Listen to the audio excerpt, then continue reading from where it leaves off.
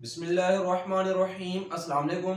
अच्छा जी, आज की हम वीडियो में क्लास 9th केमिस्ट्री के गेस्ट पेपर को डिस्कस करेंगे और गेस्ट पेपर में हम फर्स्ट 4 चैप्टर के लॉन्ग क्वेश्चंस को डिस्कस करेंगे। इससे प्रीवियस वीडियो में जो है हमने फर्स्ट 4 चैप्टर के शॉर्ट क्वेश्चंस को डिस्कस किया था और आज की इस वीडियो में हम लॉन्ग क्वेश्चन को डिस्कस करेंगे। अगर कोई स्टूडेंट जिसकी तैयारी नहीं है केमिस्ट्री की तो वो फुल बुक और वो एमसीक्यूज कर ले, फुल बुक के जो है एक्सरसाइज के एमसीक्यूज वो कर ले और उसके साथ साथ वो जो इससे प्रीवियस वीडियो में शॉर्ट क्वेश्चंस डिस्कस किए गए हैं वो कर ले और जो इस वीडियो में लॉन्ग क्वेश्चंस बताए जा रहे हैं वो कर लेता है तो वो बड़ी आसानी के साथ नॉर्मल नंबरों के साथ जो है वो पासिंग मार्क्स ले सकता है, आसानी के साथ पास हो सकता है। तो अपनी वीडियो को स्टार्ट करते हैं।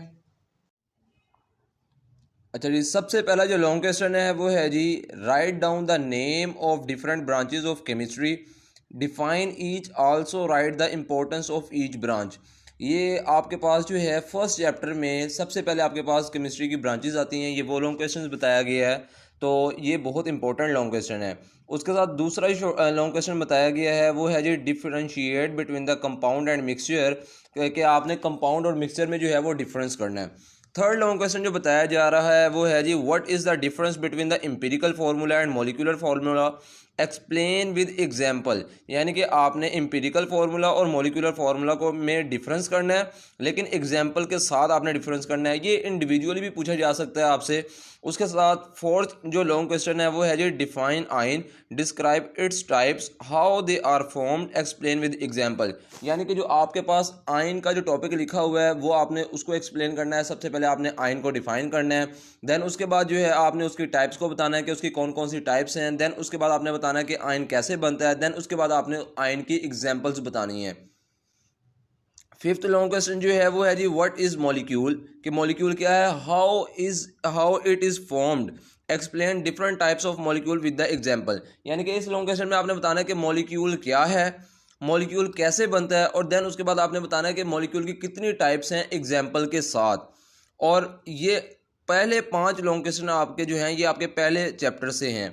सेकंड चैप्टर का पहला लॉन्ग क्वेश्चन है वो है जी, how cathode rays are generate in the discharge tube, write down 7 properties of cathode rays, what were the conclusion of this experiment. यानी कि आपने बताना है कि कैथोड रेज जो है वो डिस्चार्ज ट्यूब में कैसे प्रोड्यूस होती हैं, कैसे जनरेट होती हैं। देन उसके साथ साथ आपने उसकी जो प्रॉपर्टीज़ बताई गई हैं 7 प्रॉपर्टीज़ आपने वो लिखनी है।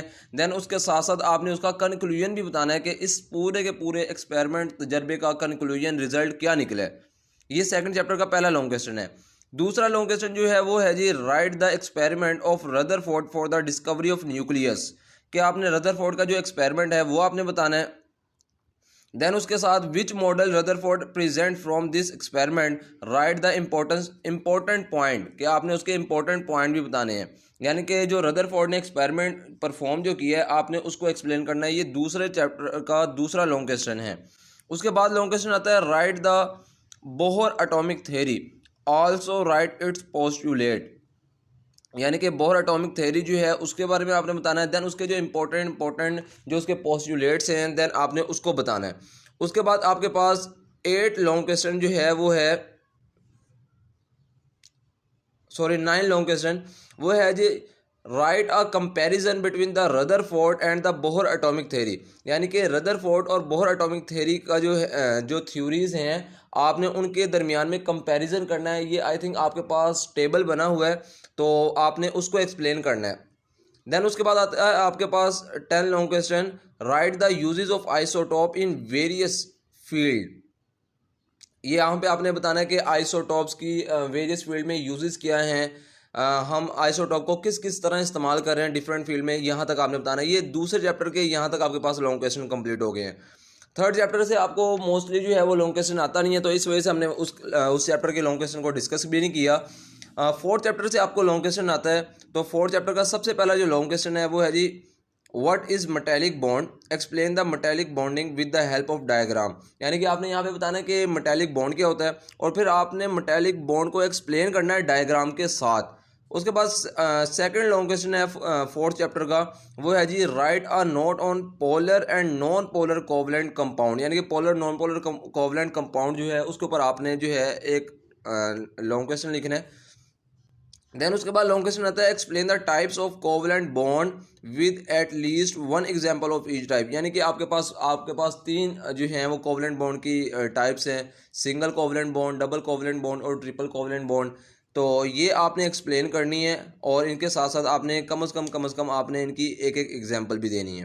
देन उसके बाद लॉन्ग क्वेश्चन आता है फोर्थ चैप्टर का, what is an ionic bond, कि आयोनिक बॉन्ड क्या है वो बताना है आपने। देन उसके बाद आपने ये भी बताना है कि discuss the formation of an ionic bond between sodium and chloride atoms, यानी कि सबसे पहले आपने बताना है कि आयोनिक बॉन्ड क्या है। देन उसके बाद आपने बताना है कि आयोनिक बॉन्ड की फॉर्मेशन कैसे होती है सोडियम के दरमियान में और क्लोराइड के दरमियान में। देन उसके बाद आपने उसके बाद जो लॉन्ग क्वेश्चन आता है वो है जी डिफाइन हाइड्रोजन बॉन्डिंग, ये बहुत इंपॉर्टेंट लॉन्ग क्वेश्चन है। Define hydrogen bonding, explain how these forces affect the physical properties of a compound, क्या हाइड्रोजन बॉन्डिंग क्या है।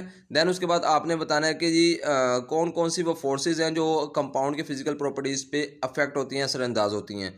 और लास्ट लॉन्ग क्वेश्चन जो है जो यहाँ पे बताया गया है वो है जी what is the meant by dipole dipole interaction, ये भी बहुत इंपॉर्टेंट लॉन्ग क्वेश्चन है।